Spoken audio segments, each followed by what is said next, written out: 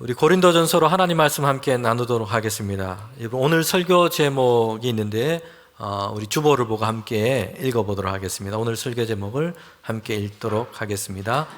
종교적인 지식보다 사람에 대한 사랑입니다.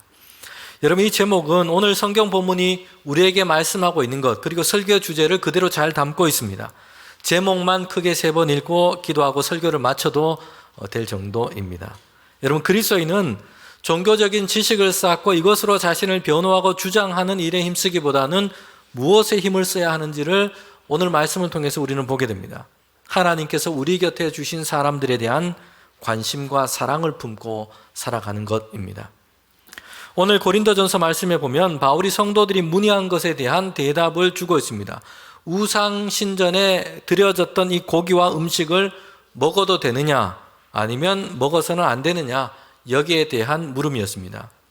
사실 이 물음을 가지고 교인 중에 대표 한 사람이 바울에게 한번 문의를 한 것이 아니었어요. 고린도전서 8장 1절에 보면 현대어로 번역된 성경을 보면 이렇게 적고 있습니다. 우상에 바친 고기와 관련해서 여러분은 끊임없이 이런 질문을 합니다. 여러분, 그러니 바울이 여러 기회를 통해서, 여러 사람을 통해서 지금 이런 물음을 지금 듣게 된 겁니다. 그리고 여기에 대해서 바울이 대답을 해주고 있습니다. 이것이 고린도전서 8장 말씀입니다. 지난번에 살펴본 고린도전서 7장에도 성도들이 문의한 것에 대한 바울의 대답이었습니다.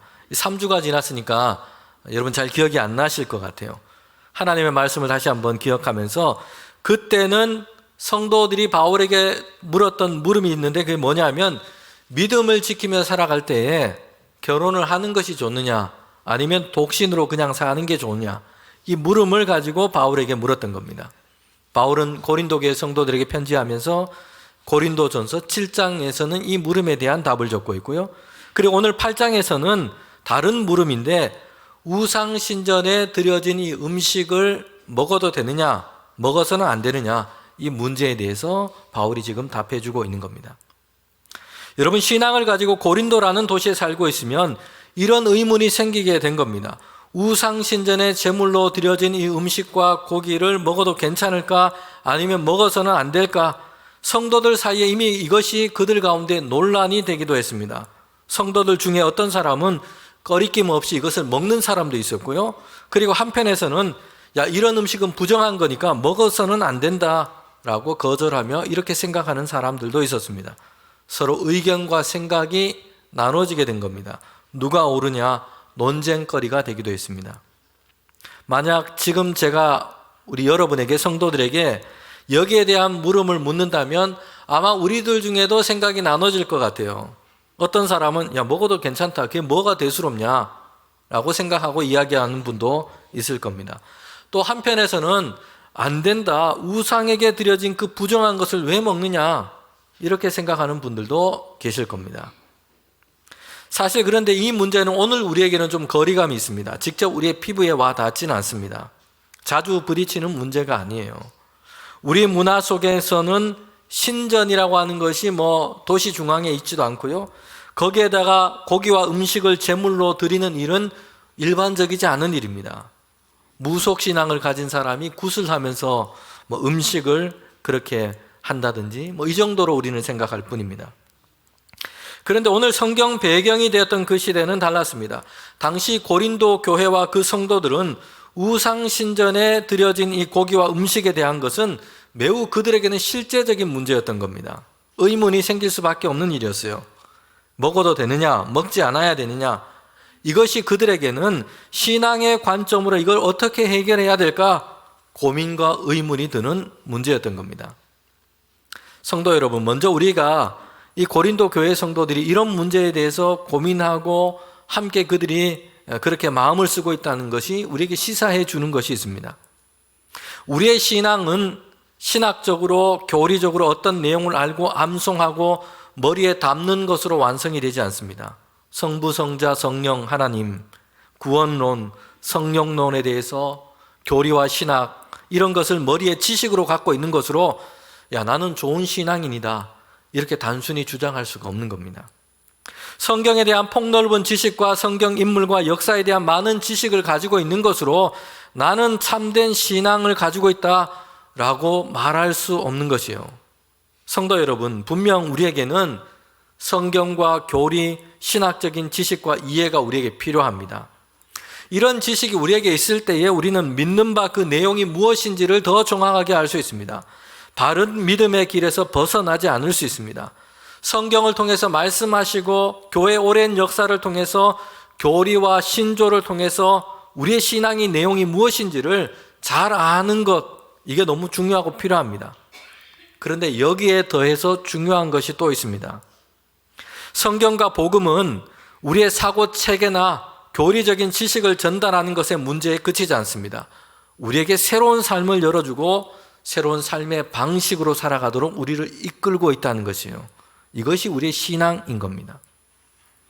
고린도 교회 성도들이 예수 그리스도를 영접하고 하나님을 믿는 신앙이 그들에게 있고 하나님을 섬기는 자들이 다 되었습니다. 그들은 이전까지는 우상신전에 바쳐졌던 이 고기를 먹는 것이 이전에는 그들에게는 아무 의문이나 문제가 되지 않았어요. 그 시대 문화, 삶의 환경에서는 일반적인 일상적인 일이었습니다. 그냥 맛있게 잘 먹었고요, 없어서 못 먹었고 누가 더 안 주나 그렇게 했습니다. 그런데 예수님을 만났고 그들의 자신의 인생의 주님을 그리스도로 모셨습니다. 예수님을 영접했습니다. 하나님의 말씀을 듣고 하나님께 예배하는 성도가 되었습니다. 그러니 이제 그들에게는 우상에 바쳐진 이 고기와 음식을 먹는 일이 의문과 물음으로 다가오기 시작했다는 것이에요. 예수를 믿고 신앙을 갖고 산다는 것은 이와 같습니다. 남들이 다 하고 있고요, 시대와 문화 속에 매우 일상적이고 당연한 것 같습니다. 그들 자신도 이전까지 그렇게 하며 살아왔어요. 그런데 그리스도인이 되었고 신자가 되었습니다. 여러분, 그러자 이전에 행했던 것, 이전에 살아왔던 것, 이전에 내가 살아온 삶의 방식, 이게 맞는가, 괜찮은가 라는 의문이 들기 시작한 겁니다. 예수님을 믿고 따르며 살아가고자 하는 이 신앙이, 그리고 성경에서 말씀하고 교훈하는 그 말씀이 머리에만 머물지 않고 그들의 삶의 방식에 영향을 주기 시작한 겁니다. 그리고 삶의 방식과 모습이 변화되고 바뀌기 시작했습니다. 성경에서 만나는 모든 믿음의 사람들은 그의 인생에서 이런 변화가 일어났고 이것을 경험하고 그의 삶에 이런 변화가 나타났습니다.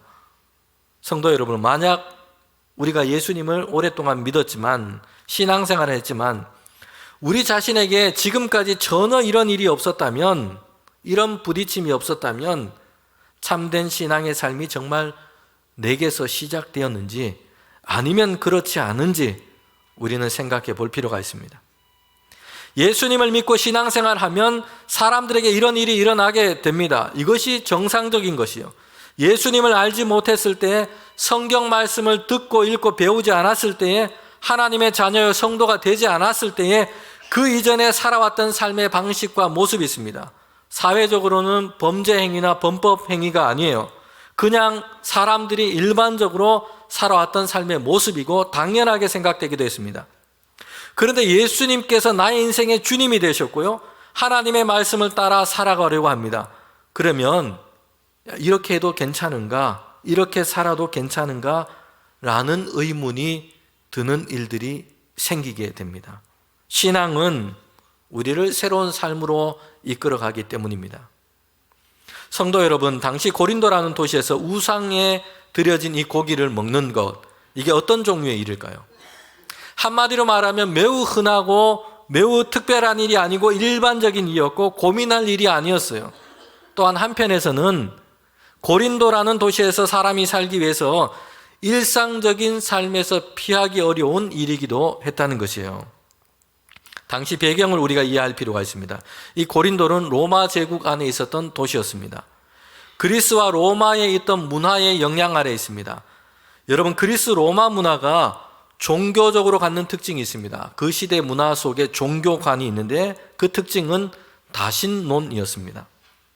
세상과 자연을 각각 지배하는 어떤 신적인 존재가 있다고 이렇게 결부를 시켰습니다.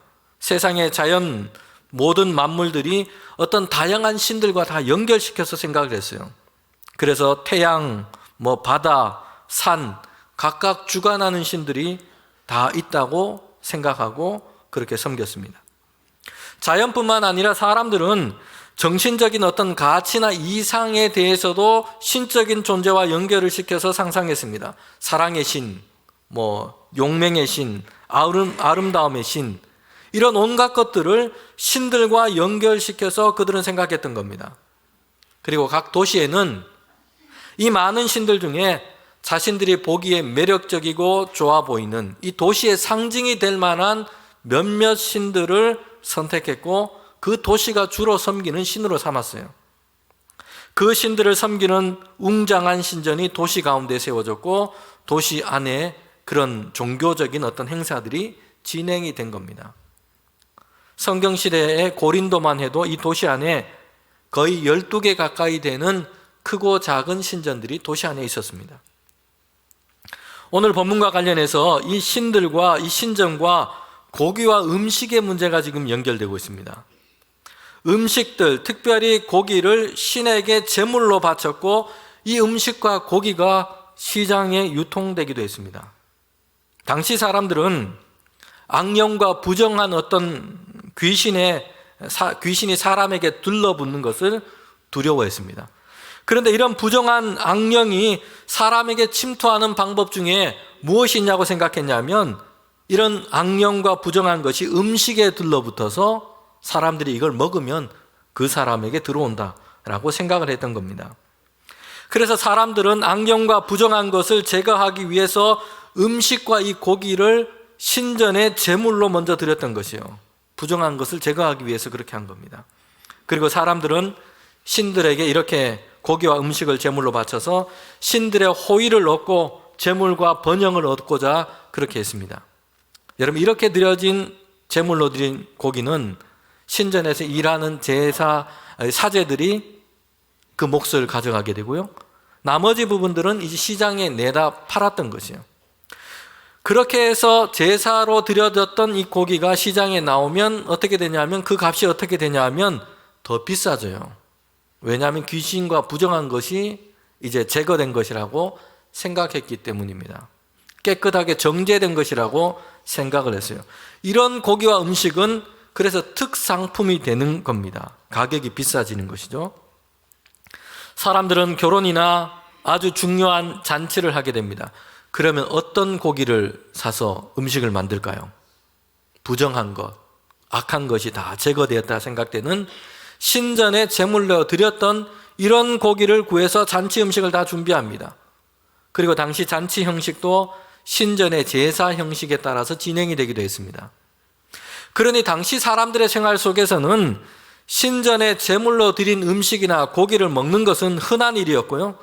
결혼식이나 사회적인 어떤 축제에 참여하게 된다면 제물로 드려진 이 고기와 음식을 먹는 일은 피하기 어려운 일이 되고 마는 겁니다. 여러분, 이렇게 우상 제물로 드려진 음식을 먹는 문제는 그러기에 그 시대 안에는 사람들과의 인간관계 안에도 연결이 됩니다. 이걸 먹지 않고 거부하고 그렇게 살아가면 사람들을 만나고 유대관계를 맺어가는 일이 참 어렵게 되는 것이죠. 인간관계의 폭이 좁아질 수 있습니다. 요즘도 사람들이 흔히 하는 얘기 중에 이런 얘기를 하지 않습니까? 술 안 마시면 사업을 하거나 비즈니스 하면서 사람들 만나고 인맥 관계를 넓히는데 어려움이 있다. 이렇게 얘기도 하기도 해요.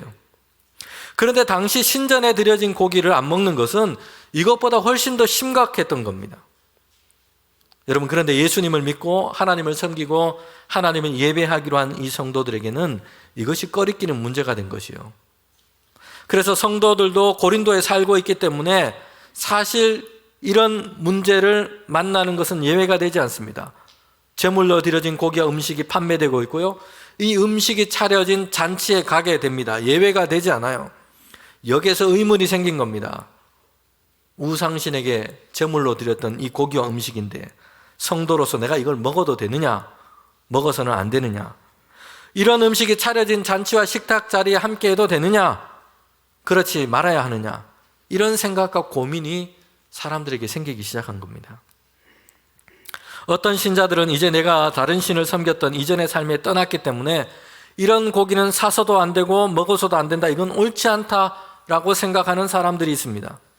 이전에 우상 숭배했던 생활에서 완전히 떠났기 때문에 내가 이것조차 해서는 안 된다라고 생각을 한 겁니다. 여러분, 이런 사람들은 고기나 음식 먹는 일을 피하기 위해서는 신자 외에 다른 사람의 집에서 식사를 하기가 어렵게 됩니다. 잔치나 도시에서 진행되는 축제 행사에 참여하기가 어렵게 됩니다. 반대로 어떤 신자들은 고기나 음식에 먹는 것에 별로 개의치 않은 것이에요. 고기는 고기일 뿐이고 이교도들이 말하는 이런 신들이란 허상일 뿐이고 악령이나 귀신이 음식을 오염시킨다, 이건 미신적인 이야기일 뿐이다, 이렇게 생각을 한 것이죠. 이미 성도는 하나님을 믿는 그 진리 위에, 예수 그리스도의 십자가의 그 진리 위에 든든히 서 있기 때문에 우상이나 그 신전에 가서 절을 하고 섬긴 것도 아닌데 그런 음식이나 고기 먹는 일이 뭐가 그렇게 대수로운 일이냐, 이렇게 생각하고 주장하는 사람들도 있습니다. 여러분, 바울이 여기에 대해서 성도들이 오늘 이 본문을 통해서 지금 성도들에게 얘기하고 말씀하고 있는 겁니다. 성도 여러분, 사실 우리에게도, 오늘 우리나라 교회 성도들에게도 이와 비슷한 유사한 고민이 되는 일들이 있습니다. 명절이 되거나 또 선친들의 기일이 되면 우리나라 많은 가정에서는 아직 제사를 드립니다. 형제들이 모두 기독교 신앙을 가지고 있으면 괜찮은데 그렇지 않으면 제사를 드리는 일들이 우리 주변에 있습니다. 제사상을 준비하고 제례를 다 하고 그렇게 하고 나면 뭘 하게 됩니까? 제사상에 차려진 음식, 준비한 제례 음식을 가지고 함께 가족들이 식사를 하게 되는 것이죠. 그런데 여기서 교회 다니는 신자들 중에는 마음이 불편하고 이런 의문이 들기도 합니다. 제사를 드리면서 향을 피우거나 절을 하거나 이렇게 안 했어요. 그런데 제사 음식을 어떻게 해야 되느냐? 제사장에 올라갔거나 제사를 위해서 준비한 제례 음식인데, 야, 이거 내가 먹어도 되느냐? 먹으면 안 되느냐? 이런 문제 때문에 고민과 마음이 불편해지기도 합니다.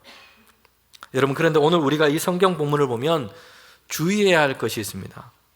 사도 바울이 우상신전에 드려진 이 음식을 먹어도 되느냐, 먹지 말아야 되느냐, 이 일에 대해서 바울이 지금 다루면서 얘기하고 있는데 하나님의 말씀을 전하고 있습니다. 여러분, 그런데 우리가 성경을 보면 먹느냐 마느냐 OX로 성도들에게 바울이 이렇게 대답을 해주고 있지 않아요. 이걸 중요한 문제로 생각하고 있지 않다는 것이에요. 사실 바울은 이것을 표면적인 일로 지금 다루고 있습니다. 바울은 성도들 사이에 더 중요한 신앙의 문제를 지금 보고 있고요. 성도들이 이것에 대해서 생각하고 이것에 대해서 함께 신앙 안에 세워져 갈 것을 바울은 얘기하고 있는 겁니다. 바울이 보기에 이것은 음식과 고기를 먹는 것, 먹지 않는 것, 이게 지금 중요한 게 아니고요. 이 일로 인해서 논란이 일어나고 있는데 성도들에게는 정말 경계해야 할 신앙의 모습들이 그들 가운데 들어있다는 것이에요. 한편에서는 율법주의로 흘러가고 있고요. 다른 한편에는 기준이나 규범이 없는 방종으로 치닫는 자유주의로 가고 있다는 것이에요. 예를 들면 이런 겁니다. 고린도 교회 성도들 중에는 이렇게 행하는 사람들이 있는 것입니다. 우상신전에 제물로 드렸던 고기와 음식 대수롭지 않게 생각하고 시장에 사서 이걸 먹는 사람들이 있습니다. 이 음식과 고기가 차려진 잔치 자리에서 식탁에 앉아서 함께 즐겁게 그렇게 음식을 나누고 먹는 사람들이 있습니다. 그들은 이제는 내가 예수 안에서 구원을 받았으니까 이제 무엇을 행하거나 무엇을 행하지 않는 이런 시시콜콜한 문제에 얽매일 필요 없다라고 지금 생각을 하는 겁니다. 모든 것이 다 내게는 용납되고 자유롭고 좋은 대로 할 수 있다라고 주장하는 생각인 겁니다. 그런데 이런 생각과 주장은 자칫 기준을 잃어버린 자유, 고삐 풀린 방종으로 흘러가게 됩니다. 여러분, 이런 방종하는 자유는 결국에는 그 자유함으로 죄를 짓게 되고요. 그 자유함의 이름으로 자신의 죄와 악을 가리는 일을 하게 됩니다. 사도 베드로는 이 일에 대해서 분명하게 성도들에게 주의하도록 말씀을 했습니다. 베드로전서 2장 16절 말씀인데 한 목소리로 함께 읽도록 하겠습니다. 너희는 자유가 있으나 그 자유로 악을 가르는 데 쓰지 말고 오직 하나님의 종과 같이 하라. 아멘. 성도 여러분, 그리스도인은 죄의 정죄로부터 자유함을 얻었습니다. 예수 그리스도께서 그 모든 죄악을 대신하여 십자가에서 대신 담당하셨기 때문입니다. 그리스도인은 율법의 요구와 그 얽매임에서 자유함을 얻었습니다. 율법이 요구하는 대로 이것을 행하고 저것을 행하고 이렇게 해서 완벽하게 해서 구원을 받을 수 있는 게 아니에요. 예수 그리스도께서 우리를 대신하여 율법의 요구를 다 마치시고 완성하셨기 때문입니다. 예수 그리스도와 그 은혜를 믿는 믿음으로 우리는 구원을 받은 것이에요.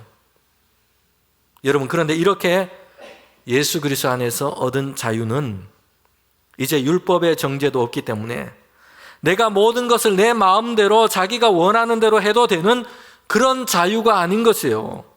그래서 예수 안에서 우리에게 구원을 이루신 하나님을 섬기고 그 은혜를 따라서 이제 하나님의 백성으로 살아갈 수 있는 자유인 겁니다. 여러분, 교회 안의 성도들 사이에는 방종으로 치닫는 자유주의자들의 모습이 있다면 이와 반대되는 부류가 있는데 그들은 철저하게 기독교 율법주의자들이 되어가는 사람들이 있었습니다. 그들은 우상신전에 바쳐진 고기와 음식을 철저하게 거절합니다. 그런 고기를 사거나 먹지도 않습니다. 어쩔 수 없는 잔치 자리에 가더라도 집에서 자기 먹을 것을 도시락으로 싸서 갑니다. 아니면 가지 않거나 아니면 굶고 오는 것이죠. 우상신전에 제물로 드린 음식을 먹는 것이 마치 우상 숭배하는 것과 같은 것이고 하나님을 향해 큰 죄를 짓는 것이라 생각합니다. 배교행위고 구원을 잃는 것이라고 생각하고 주장하는 것입니다. 그들은 날카롭게 더 철저하게 이런 행동과 규칙을 만들어가는 사람들입니다. 이 규칙으로 신앙의 수준과 구원의 문제를 연결시키고 있습니다. 이걸 지키느냐 마느냐에 따라서 사람의 구원과 영생이 있느냐 취소되느냐 이렇게 생각을 하는 것이요. 신앙생활은 규칙과 규범의 연속이고 이것을 지키는 일로 신앙의 등급을 나눕니다. 참과 거짓 신앙을 판단하고 신앙의 높고 낮음의 등급을 매깁니다. 이것으로 그 자신뿐만 아니라 다른 사람들을 검열하기를 좋아합니다.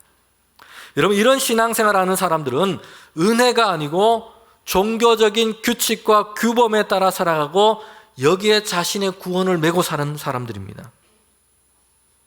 성도 여러분, 이렇게 한편에는 방종적인 자유주의로 가고 한편에서는 율법주의로 기울어지기가 쉽습니다.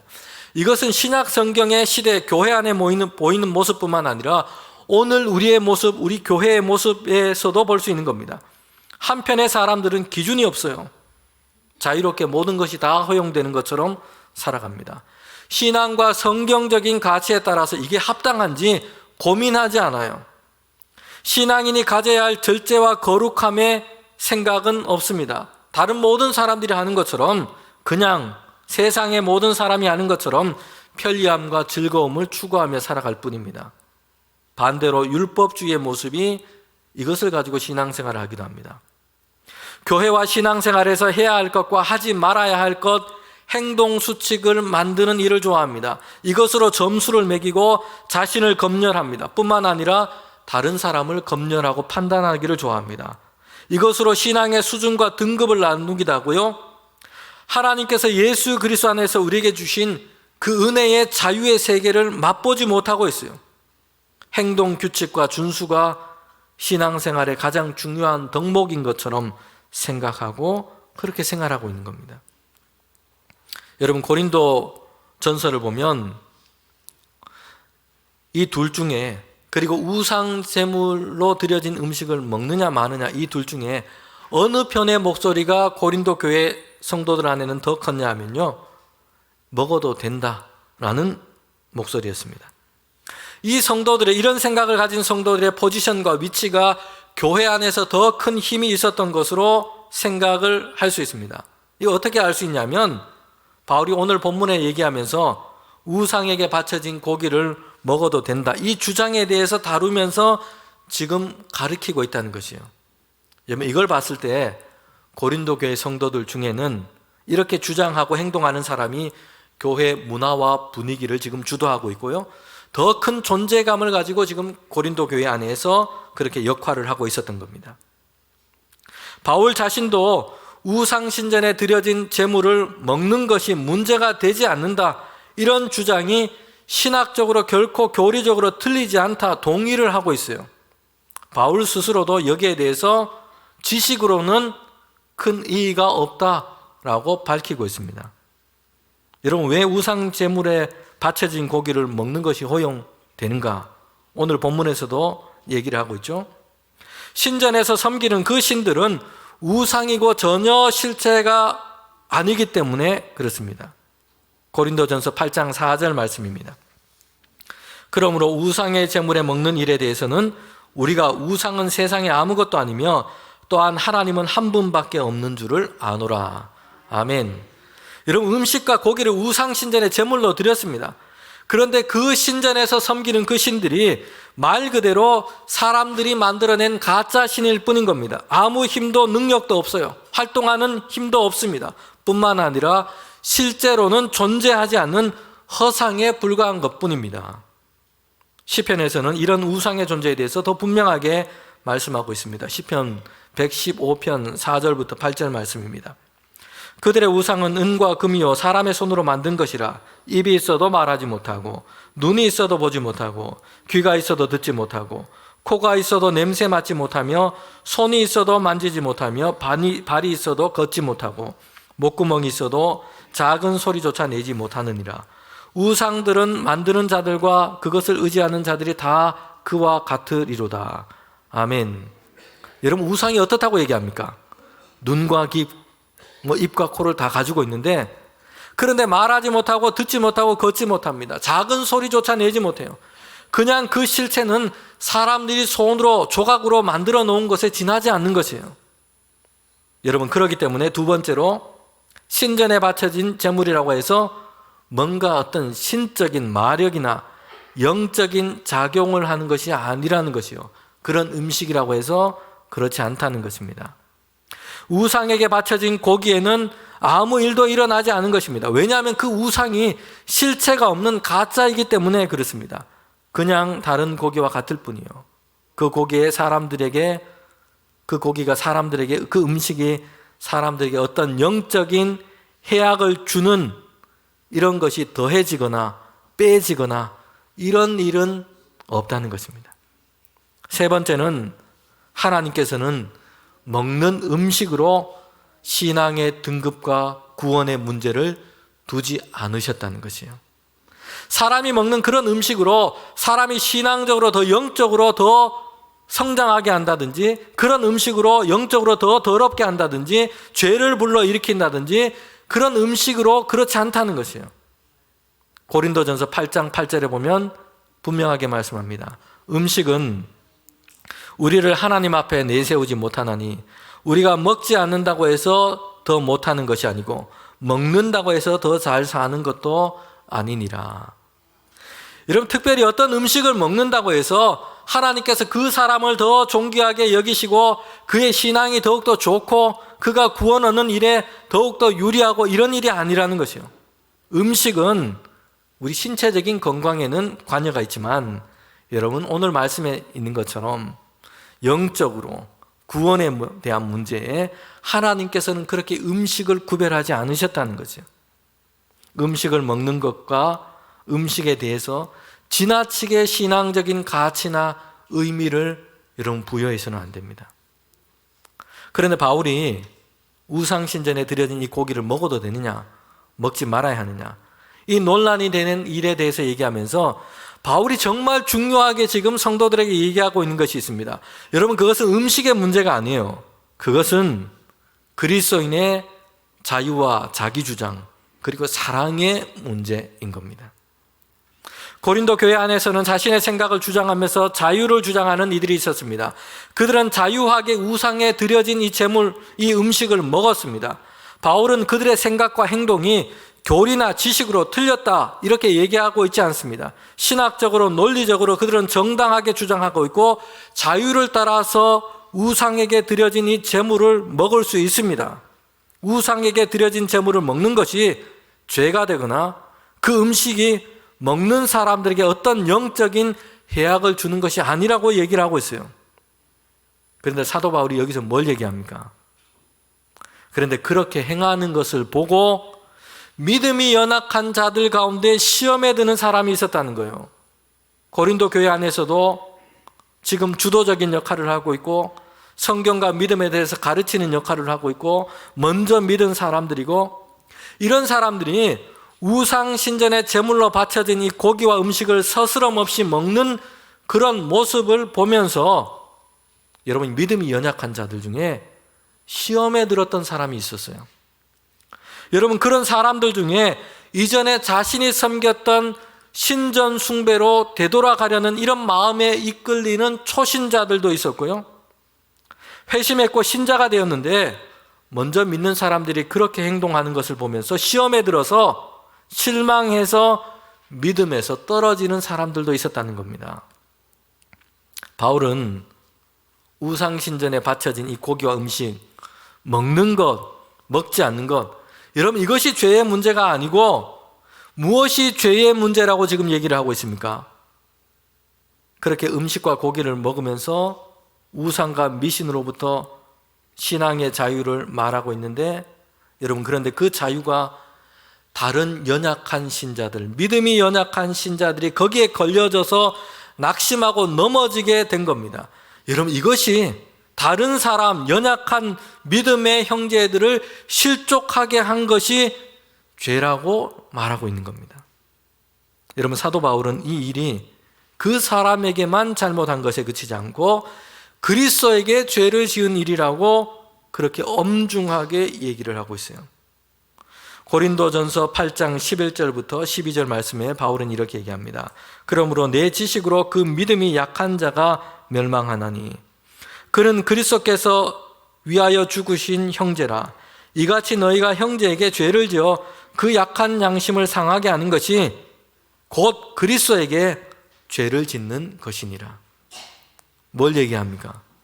예수님께서는 그 사람을 위하여 십자가에서 보혈을 흘리셨고 믿음의 사람으로 하나님의 자녀로 세우셨는데, 고기 먹는 문제 때문에 그 형제를 실족하게 하는 것은 죄를 범하는 것이고 그를 위하여 죽으신 예수 그리스도께 죄를 짓는 일이라고 말하고 있는 것입니다.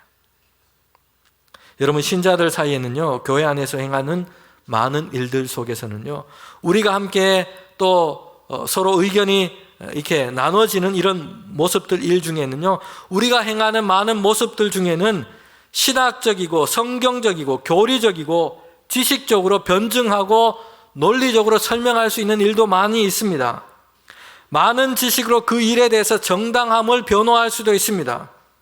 이게 다 옳고 맞아요. 그런데 오늘 말씀에서 뭘 얘기합니까?